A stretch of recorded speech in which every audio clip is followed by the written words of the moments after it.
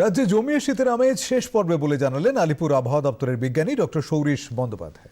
তাপমাত্রা বর্তমানে যেটা রয়েছে কলকাতা পার্শ্ববর্তী অঞ্চলে মিনিমাম টেম্পারেচার রিপোর্ট হচ্ছে 13.2, যেটা এই সময় স্বাভাবিক থাকে প্রায় 14 ডিগ্রির কাছাকাছি, অর্থাৎ স্বাভাবিক থেকে সামান্য একটু কম রয়েছে।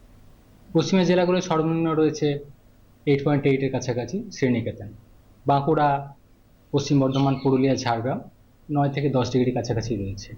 তাপমাত্রা আগামী 3 দিন খুব বেশি পরিবর্তন হবে না, এর কাছাকাছি থাকবে, কোথাও কোথাও তো সামান্য একটু কমতে পারে। তারপর পরবর্তী সময় 2 থেকে 3 ডিগ্রি মতো মিনিমাম টেম্পারেচারটা বেড়ে যাবে। কলকাতা পার্শ্ববর্তী অঞ্চলে আগামী 2 দিন সর্বনিম্ন তাপমাত্রা 12 ডিগ্রি কাছাকাছি থাকার সম্ভাবনা, আর দিনের সর্বোচ্চ তাপমাত্রা মেনলি 23 থেকে 22 ডিগ্রি কাছাকাছি থাকার সম্ভাবনা। দিনের তাপমাত্রাটা কলকাতা পার্শ্ববর্তী অঞ্চলের জন্য স্বাভাবিক এই সময় থাকার কথা প্রায় 25 ডিগ্রি কাছাকাছি, অর্থাৎ এখন যেটা রয়েছে বা যেটা এক্সপেক্টেড সেটা স্বাভাবিকের থেকে সামান্য কমই থাকবে।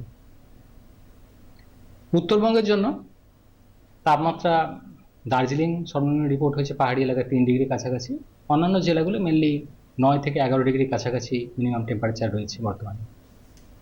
তাপমাত্রা উত্তরবঙ্গে খুব বেশি পরিবর্তন আগামী 3-4 দিনে নেই, তবে উত্তরবঙ্গের মালদা, নর্থ সাউথ দিনাজপুর এই জেলাগুলো কিছুটা বাড়বে 2 থেকে 3 ডিগ্রি মতো।